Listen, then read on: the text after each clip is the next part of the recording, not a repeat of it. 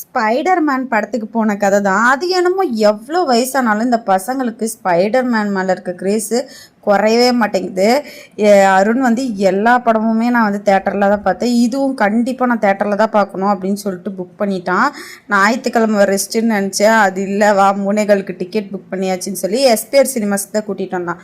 இதுங்க ரெண்டுங்களும் சாப்பிட்டுச்சிங்க. என்னை ஒரு மனுஷியாக கூட பதிக்கல. அதனால் எனக்கு பசிக்க ஆரம்பிச்சிருச்சு. வெளியே ஒரு காஃபி கடையில் வந்து காஃபி குடிச்சிட்டு உள்ளே போனோம். பாப்கார்னை பார்த்தாலே இவனுக்கு பசி எடுக்க ஆரம்பிச்சிடும். அந்த 3D கிளாஸை வச்சு ஃபோட்டோ எடுக்க ரொம்ப நேரமாக ட்ரை பண்ணேன். அது ஒன்றும் செட் ஆகவே இல்லை, பிளர்ராக தான் வந்தது. அப்புறம் வந்து இவன் வந்த காரணம் ஒரு பாப்கார்னுக்கும் பப்ஸுக்கும் தான். நாங்கள் வந்து இப்போ கண்ணாடியை போட்டுட்டு படம் பார்த்தோம். தலைவர் கண்ணாடி போடாதே படம் பார்த்துட்டு இருந்தார். அவனுக்கு வேற 30 ரூபா கொடுத்து தனியாக வேற ஒரு கண்ணாடி வாங்கிட்டு வந்துடணும்.